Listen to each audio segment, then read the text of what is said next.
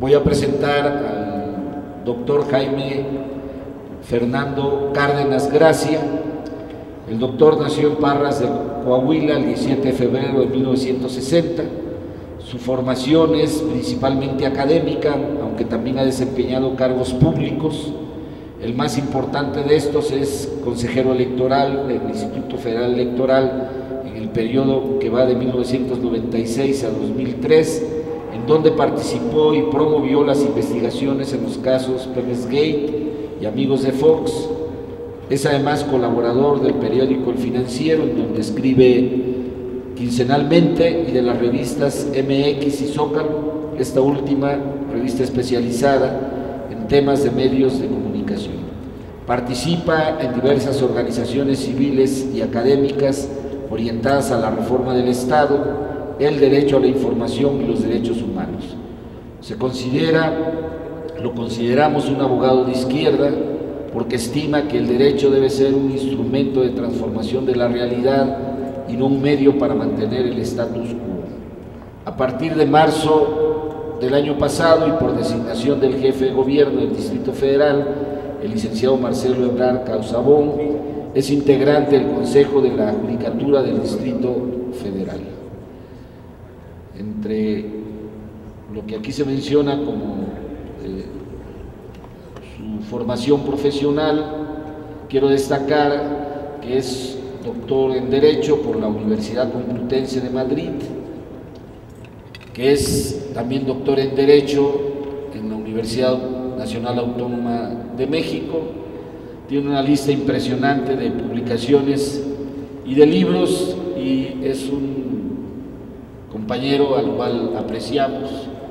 Hemos escuchado de él opiniones debidamente sustentadas, y sin más preámbulo lo vamos a dejar en uso de la palabra para el desarrollo del tema de la irreformabilidad constitucional en materia de petróleo e hidrocarburos. Bienvenido, doctor.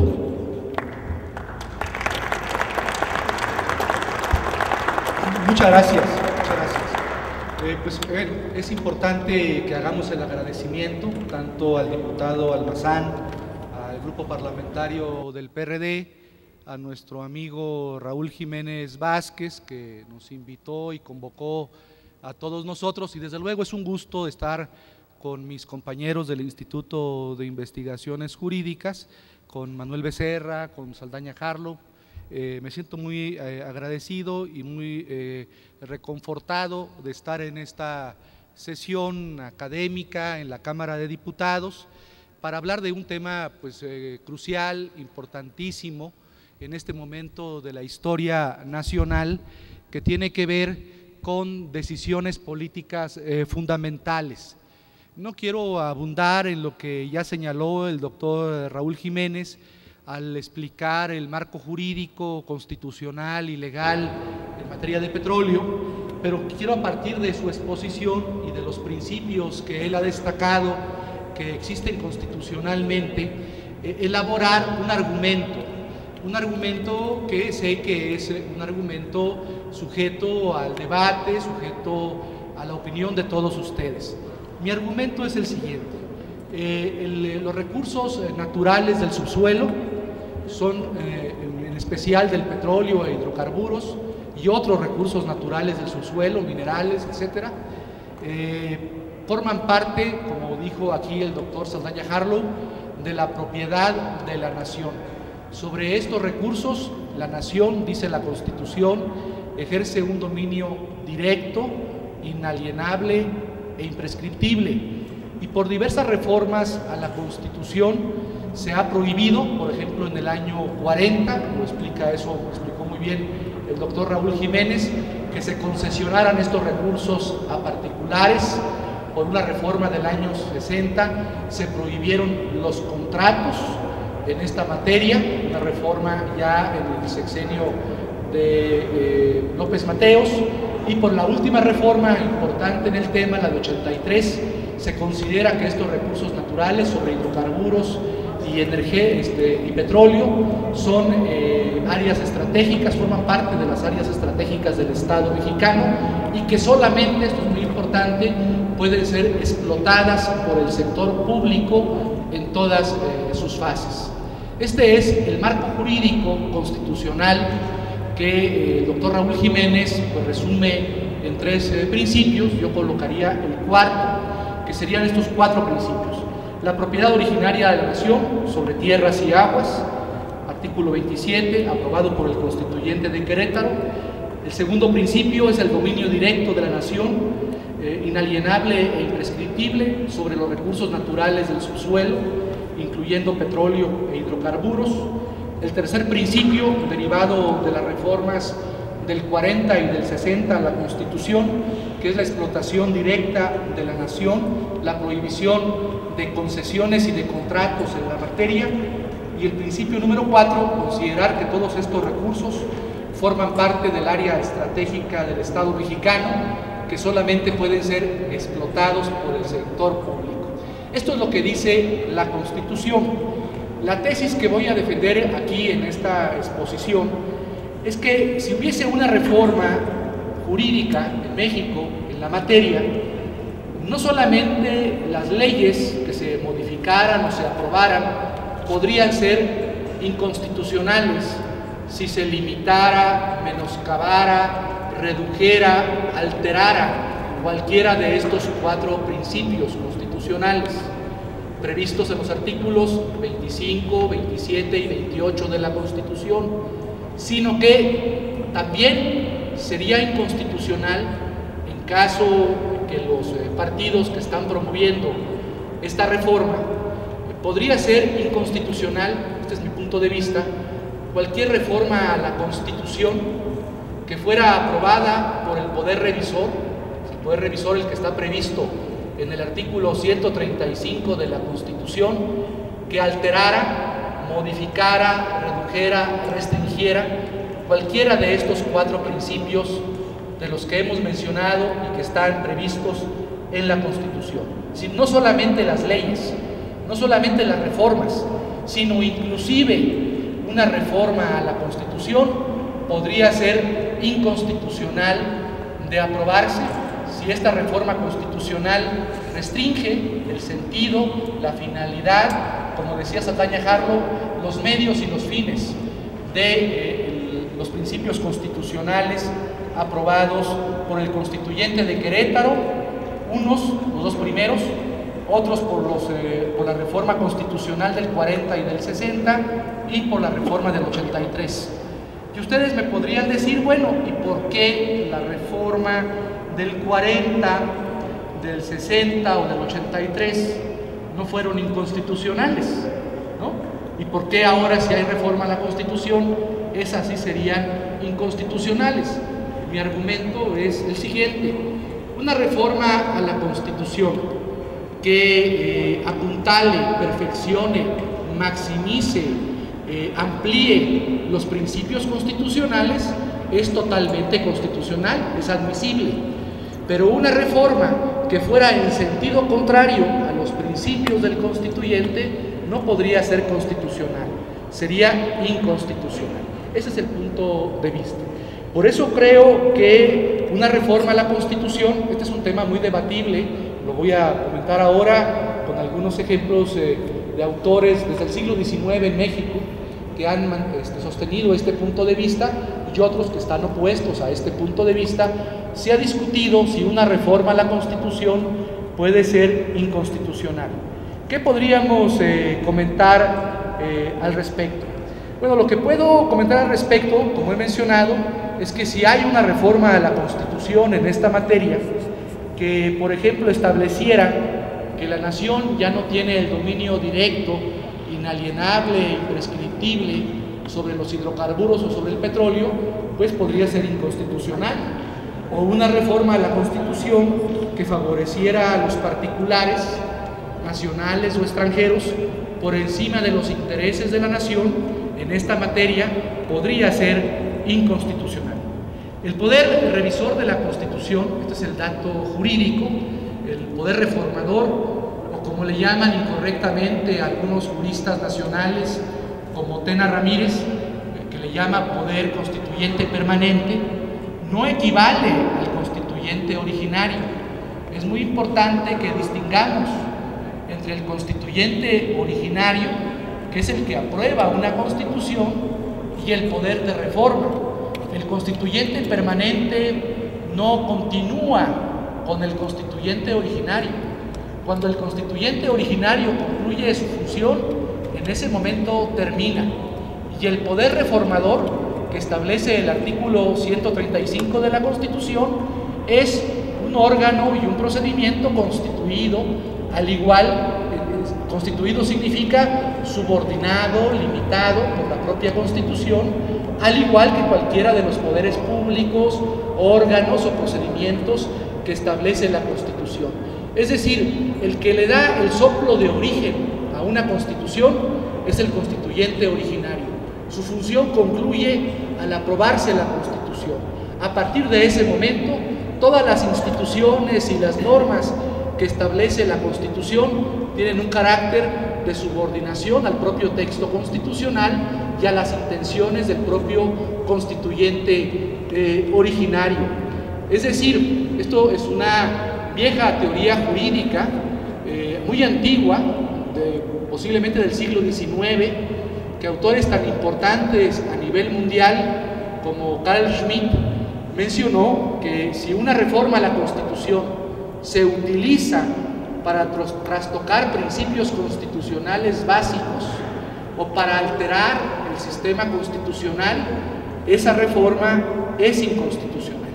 Este punto de vista no solamente es de la teoría jurídica alemana, de Schmitt, o de la teoría jurídica francesa, en autores como Rieu o Bourdieu, no, es una teoría jurídica que se encuentra sobre todo en el continente americano, principalmente en los Estados Unidos y en países como México.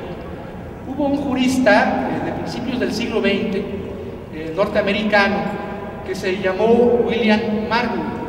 Este señor William Marbury, en 1919, publicó en la Harvard Law Review un artículo muy interesante sobre si las reformas a la Constitución norteamericana, las enmiendas, podrían, trastocando principios constitucionales o instituciones básicas del sistema constitucional de los Estados Unidos, considerarse como reformas constitucionales.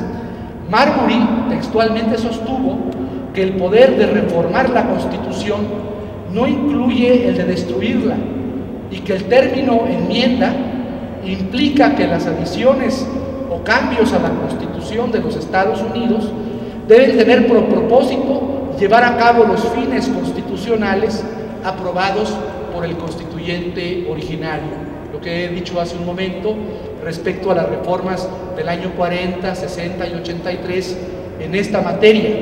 Otros autores, por ejemplo en Italia, Constantino Mortati, que escribió un libro muy famoso, La Constitución en sentido material, defendió la idea de que el poder de revisión de la Constitución no puede alterar las líneas fundamentales del sistema constitucional. En Colombia, un autor reciente, joven, de apellido Ramírez Cleves, Gonzalo, ha afirmado que el poder de revisor en Colombia o reformador de la Constitución es un poder limitado, ya sea que la Constitución de manera expresa diga qué principios no pueden tocarse o no pueden alterarse, limitarse, menoscabarse, reducirse, o que de manera implícita, que esta es la idea en México, o de que de manera implícita trastoquen esos principios fundamentales. Según este autor colombiano, en Colombia sería inconstitucional que el poder reformador previsto en la Constitución colombiana de 1991, por ejemplo, alterara, limitara, menoscabara derechos humanos, menoscabara la división de poderes que establece la actual Constitución de Colombia, o que cualquiera otra de las decisiones fundamentales de ese país fuesen alteradas, modificadas, limitadas por un poder revisor de la Constitución. Esto es lo que dice el derecho comparado, y repito, he mencionado unos cuantos autores.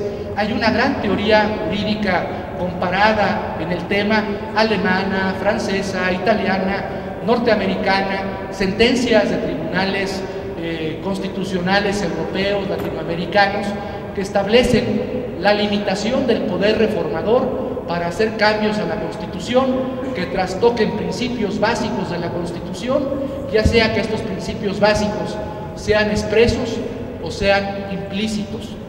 ¿Qué es lo que ha dicho la doctrina y la historia jurídica de este país al respecto?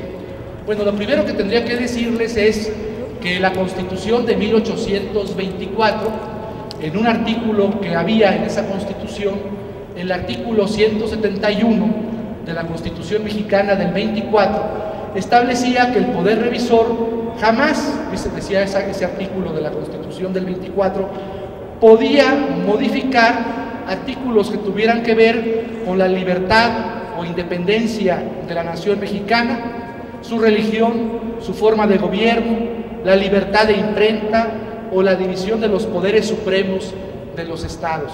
Así decía la Constitución del 24 en el artículo 171 de manera expresa. Posteriormente, ya las constituciones mexicanas federales, la del 57 y la del 17, no establecieron limitaciones expresas como la del 24. Sin embargo, la teoría constitucional mexicana del siglo pasado siguió insistiendo en que había principios implícitos, inmanentes, que el poder revisor jamás podía tocar. Esto, por ejemplo, lo dijo don Mariano Otero. Mariano Otero sostenía que existían principios primordiales y anteriores a la Constitución, como la independencia, la forma de gobierno, la división de poderes, sobre los que no cabía reforma constitucional.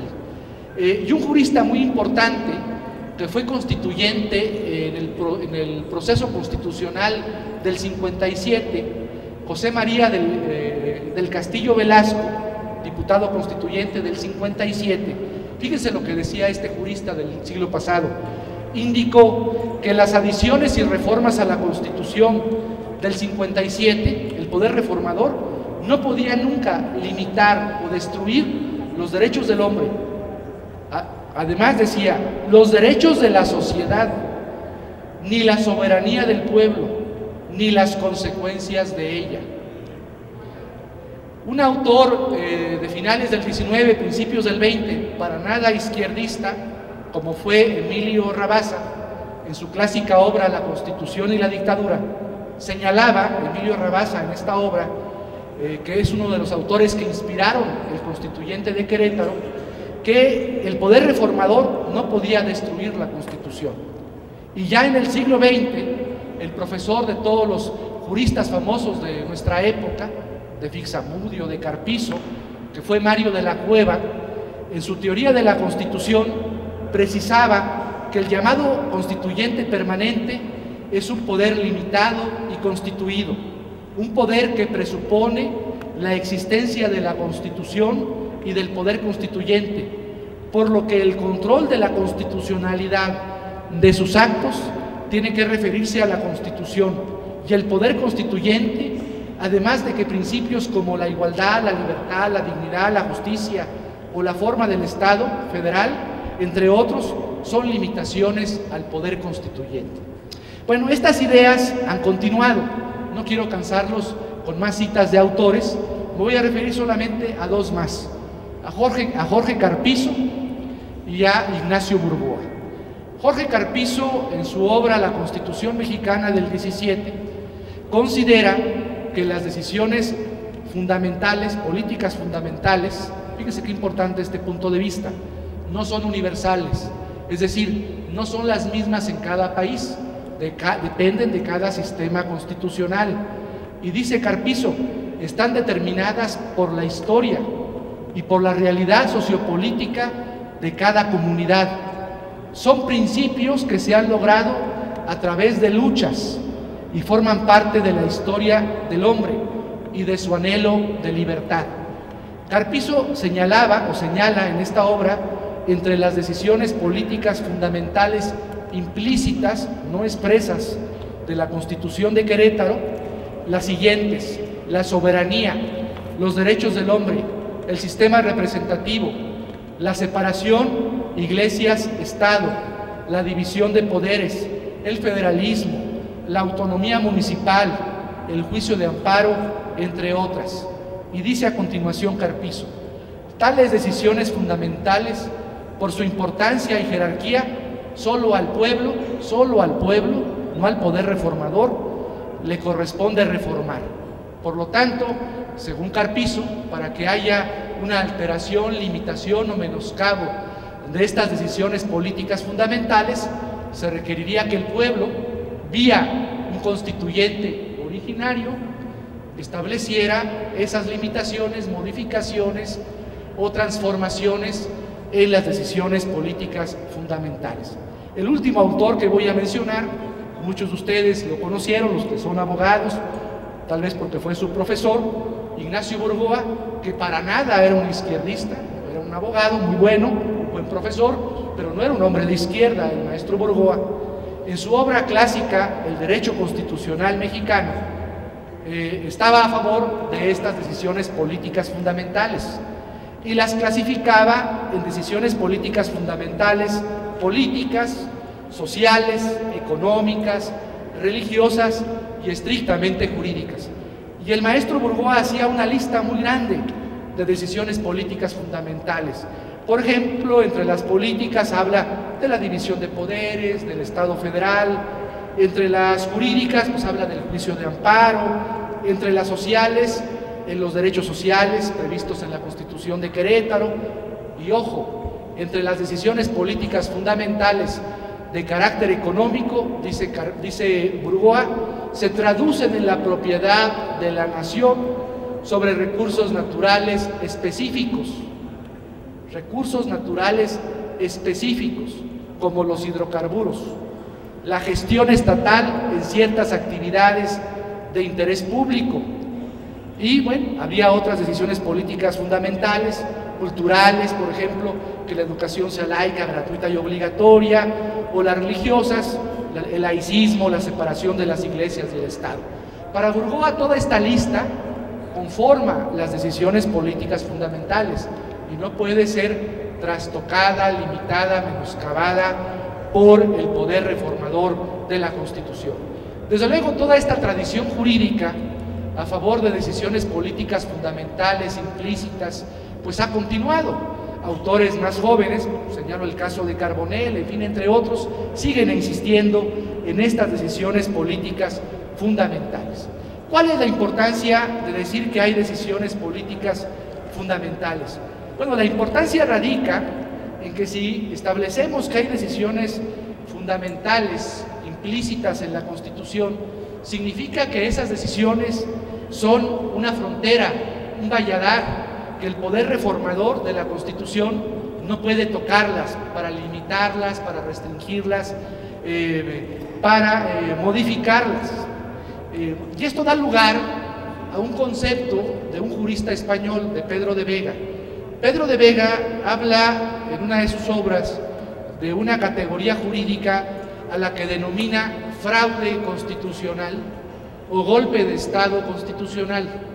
¿Qué es un fraude constitucional o un golpe de Estado constitucional?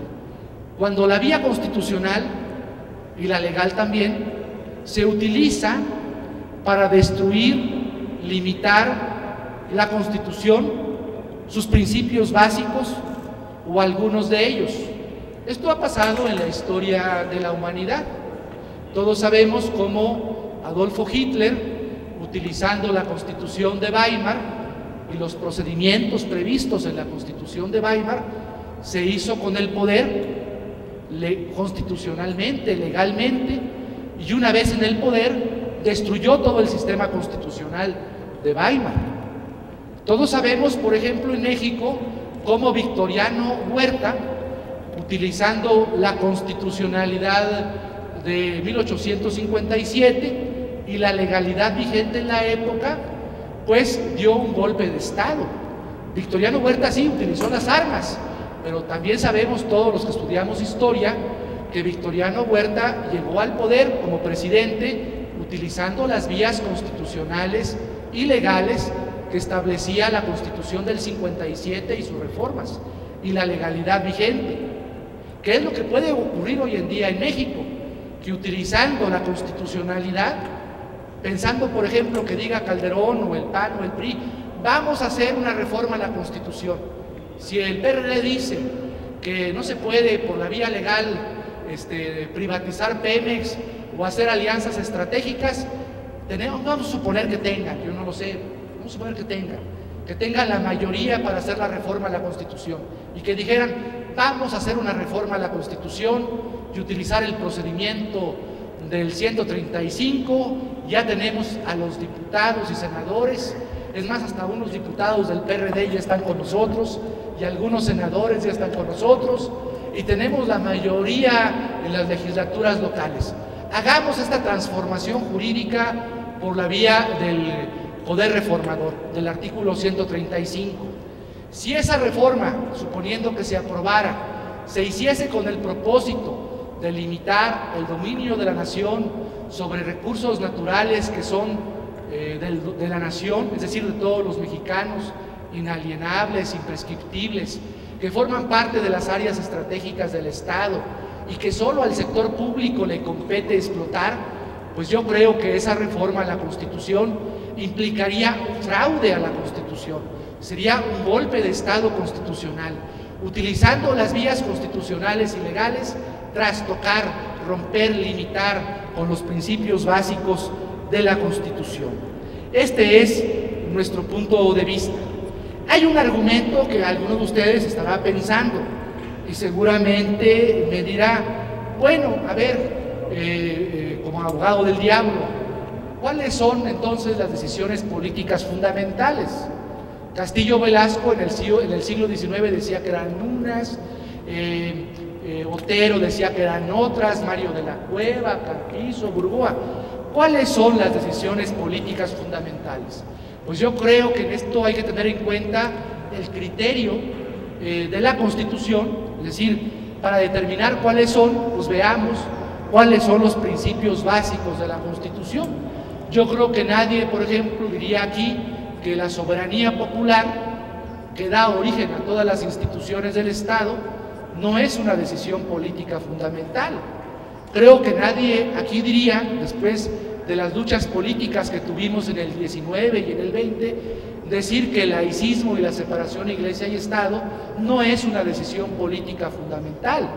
Y creo que ninguno de nosotros que conoce la historia de México diría que los principios constitucionales que están previstos en el artículo 25, 27 y 28 de la Constitución, después de lo que fue el constituyente originario de Querétaro, después de lo que significó en lucha social y política y jurídica la expropiación petrolera, que alguien diga aquí, no, los recursos naturales y el dominio de la nación sobre los recursos naturales del subsuelo no son decisiones, no es una de las decisiones políticas fundamentales. A mí no me cabe ninguna duda que sí son decisiones políticas fundamentales y que cualquier reforma a la Constitución que se hiciese en contra de ellas constituiría un fraude a la Constitución. Para concluir, quiero comentar, bueno, que este asunto, teóricamente, así como lo estoy exponiendo, jurídicamente, desde el derecho constitucional, pues suena muy bien, se oye muy bien, pero en caso de que se diese esta reforma a la Constitución, ¿quién sería o cuál sería el órgano encargado de decir que la reforma a la Constitución es inconstitucional? Y bueno, aquí pues comenzamos a flaquear por la debilidad de las instituciones, por la falta de altura de miras de las instituciones mexicanas, porque las instituciones mexicanas no están nunca a la altura de las circunstancias históricas del país. En las democracias, quien revisa si una reforma a la Constitución es inconstitucional, pues son los tribunales constitucionales, son las Supremas Cortes. En México no hay un tribunal constitucional, aunque la Suprema Corte dice en su publicidad que ella es el tribunal Tribunal Constitucional de México. Sin embargo, cuando le ha tocado a la Suprema Corte determinar si una reforma a la Constitución es inconstitucional, pues no le ha entrado. Ha dicho que es improcedente. Hay, por ejemplo, dos casos muy famosos, los llamados amparos de Manuel Camacho Solís. Son amparos del año 96 y del 98.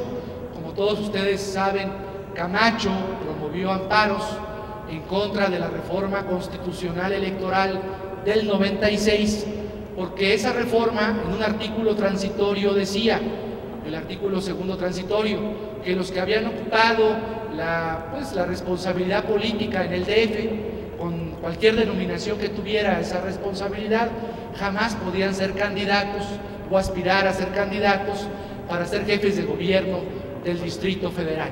Contra esa reforma a la Constitución, Camacho se amparó. ¿Y qué creen que dijo la Corte? Que el amparo era improcedente. Que, bueno, algunos de los ministros progresistas de la Corte, como el ministro Genaro Góngora, dijo en un artículo académico, bueno, que una reforma a la Constitución podía ser inconstitucional, pero solamente por razón del procedimiento, no por razón de fondo, o de sustancia. ¿Qué significa esto? Bueno, es obvio que la Cámara de Diputados, por sí sola, no podría hacer una reforma a la Constitución. Necesita, como dice la Constitución, pues que exista el Senado, que existan las legislaturas locales, para que se dé la reforma a la Constitución. Entonces, dice el criterio académico del ministro Góngora, por razón de procedimiento, pues sí podría haber inconstitucionalidad de una reforma, pero por razón de sustancia, es decir, por violar decisiones políticas fundamentales, los demás ministros, no aceptarían que la reforma a la Constitución es inconstitucional. Esto ocurrió con estos amparos, historia lamentable del país. Años más tarde, en el 2001, cuando se aprobó la reforma constitucional en materia indígena, al artículo 2 y otros artículos constitucionales, algunos municipios del estado de Oaxaca fueron en controversia constitucional a la Suprema Corte y dijeron, esta reforma es inconstitucional. Es más, aquí argumentaban una razón de procedimiento, porque según el convenio de la OIT, el 169, ese convenio establece que cuando hay reformas legales o jurídicas en materia indígena, hay que consultar a las comunidades, a los pueblos indígenas. Entonces, los municipios indígenas de Oaxaca decían, pues el Poder Revisor hizo la reforma y no nos consultó, no nos preguntó qué nos parecía. Estimamos que esa reforma es inconstitucional. Promovemos la controversia constitucional. De nuevo la Corte dijo, no procede la controversia, en primer lugar porque las reformas a la Constitución no pueden ser inconstitucionales, y en segundo lugar porque el Poder Revisor del artículo 135 no está previsto en la lista del artículo 105 que establece quién es sujeto legitimado para promover una controversia constitucional. Y de nuevo dijo, pues no puedo. Y así, ese es el papel de la Corte. Podemos decir, vamos a dar argumentos de por qué la Corte es así. Bueno, no quiero dar argumentos políticos. La Corte es así, creo, porque es una Corte formada mayoritariamente, no todos, hay excepciones como el ministro Góngora, pero la mayoría de los ministros son ideológica y jurídicamente conservadores. Pero no quiero quedarme con ese argumento facilón político, de decir, pues son conservadores, ¿no? No, son también juristas, yo creo, mal informados, que desconocen el derecho comparado, que desconocen la historia constitucional de este país. Desde luego, ha habido juristas en la historia constitucional de México, como Tena Ramírez, que es un autor que todos los estudiantes de Derecho, en las licenciaturas de Derecho estudiamos, que dice algo aberrante. Tena Ramírez, en su manual de Derecho Constitucional, dice que el constituyente permanente es una prolongación del constituyente originario. En este momento, en el derecho constitucional mundial, nadie se atreve a decir lo que dice Tena Ramírez. ¿Y cuál es el problema? Que todos los jóvenes que estudian Derecho en este país estudian a Tena Ramírez y aprenden eso, de que el constituyente permanente es una emanación, es una prolongación del constituyente originario. Esto lo piensan los ministros de la Corte. Luego piensan que a ellos no les corresponde el control de la constitucionalidad, que ese control le debe corresponder al propio poder revisor, es decir, que el propio poder revisor de la Constitución se autolimite. En los amparos de Camacho hay una opinión de un exministro de la Corte, el ministro Vicente Aguinaco, donde en su opinión el ministro Aguinaco dice: no, es que esto a nosotros no nos corresponde. Quien debe controlar la constitucionalidad de una reforma a la Constitución es el propio poder revisor. Pero ustedes creen que lo va a hacer, que los diputados, los legisladores del PRI y el PAN van a decir, o los del PRD que lo siguieran, van a decir: sí, nosotros nos vamos a autolimitar, vamos a autocontrolarnos, vamos a ver si estamos o no violando decisiones políticas fundamentales. Pues desde luego que esto no ocurriría. Entonces, a mí me parece esto pues muy triste y muy grave, el papel que ha tenido la Corte. Creo que sus decisiones mayoritarias han sido equivocadas. Creo que seguir el pensamiento de Tena Ramírez es anacrónico. Creo que decir que el propio poder revisor de la Constitución debe autolimitarse, pues implicaría tanto como dar facultad a los representantes populares para que sustituyan la voluntad del pueblo, que es el constituyente originario. Esto me parece totalmente absurdo. Estoy de acuerdo con Saldaña Jarro cuando dice que necesitamos en México un tribunal constitucional de veras, un tribunal constitucional pues que controle la constitucionalidad de cualquier acto de autoridad, sea del poder revisor, sea del poder legislativo, sea del poder ejecutivo, del poder judicial. En México urge un tribunal constitucional porque la Corte no está a la altura de un tribunal constitucional. Mis conclusiones pues son 4. Primera, no solo las reformas legales serían inconstitucionales si trastocan los principios constitucionales en materia de petróleo e hidrocarburos.